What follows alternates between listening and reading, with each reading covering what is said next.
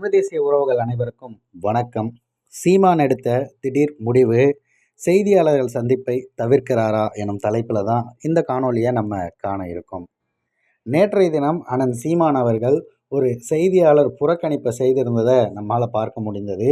ஒரு சில நேரத்தில் சில காரணங்களால் தவிர்ப்பாங்க. ஆனால் இந்த முறை வேண்டுமென்றே நமக்கான வேலைகள் இருக்குன்றது, உங்கள் வேலையை போய் பாருங்கள் அப்படிங்கிற மாதிரி சொல்லிவிட்டு அண்ணன் சீமான் அவர்கள் தவிர்த்தது அந்த குறிப்பிட்ட ஊடகத்திற்கு என்ன தோன்றியது அப்படிங்கிறது நமக்கு தெரியல.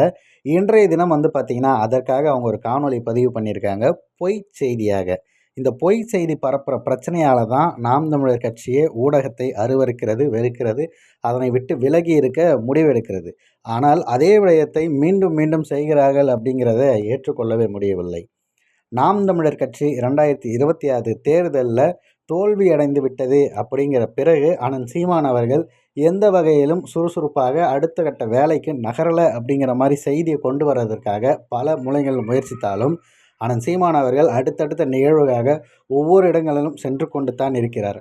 ஆனால் ஊடகங்களில் அது செய்தியாக பதிவாகாமல் இருக்கிறது. காரணம் என்னென்னா, இவர்களுக்கு தேவையான செய்திகளை போய் அவர்கிட்ட இருந்து கேட்டு வாங்கி அதை மட்டும் பதிவு பண்ணணும் அப்படிங்கிற ஒரு நோக்கோட பல வேலைகளை முன்னெடுக்கிறாங்க. ஆனால் முதல் முறையாக அண்ணன் சீமான் அவர்கள் தம்பி தங்கைகள் ஆசையின்படி இந்த ஊடகங்களை சந்திப்பதை தவிர்க்க ஆரம்பித்திருக்கிறார். இதற்கான காரணம் அப்படிங்கிறது அவர்கிட்ட அவருடைய வாயிலிருந்து வந்தால் தான் தெரியும். ஆனால் இந்த பொய் செய்தி பரப்புகிற ஊடகம் என்ன குறிப்பிட்டிருக்காங்க அப்படின்னா, சீமான் அவர்கள் எப்பொழுது புதிதாக ஒரு அரசு உருவாயிருக்கு இல்லையா, அந்த அரசுடைய முதல்வர் அவர் அஃபிஷியலாக எப்போ உங்கள் எல்லாரையும் சந்திக்கிறாரோ அதன் பிறகு தான் நான் பேட்டி கொடுப்பேன் அப்படின்னு அவர் சொன்னதாக இவங்க சொல்கிறாங்க. அப்படி சொன்னதற்கான எந்த தகவலும் அவங்க ஒளிபரப்பின காணொலியிலும் இல்லை. அண்ணன் சீமான் அவர்கள் தரப்பில் இருந்து யாரும் அதை சொன்ன மாதிரியான நிகழ்வும் நமக்கு கிடைக்கல.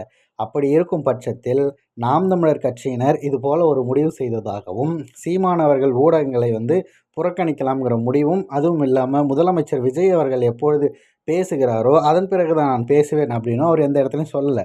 ஆனால் ஒரு காழ்ப்புணர்வில் நம்ம காத்திருந்து நம்மளுடைய நெறியாளர் நின்று கேட்கும்போது அவர் பதில் சொல்லாமல் போயிட்டார்ல, அதற்கு இந்த மாதிரியான விஷயங்கள் ஏதாவது செய்யலாம்னு சொல்லிட்டு ஒரு பொய் பரப்பக்கூடிய நிகழ்வை இந்த தலைமுறை செய்தி இருக்குது பார்த்திங்களா, அவங்க செய்திருக்கிறது மிகவும் அருவருக்கத்தக்க செயல். இதனால தான் ஏற்கனவே உங்களை வெறுத்து ஒதுக்கி இருக்கோம். மீண்டும் அதையே செய்வதற்காக தூண்டுகோலாக நீங்களே அதை நடத்துக்காதீங்க அப்படிங்கிறத இந்த காணொலி வாயிலாக பதிவு செய்கிறோம்.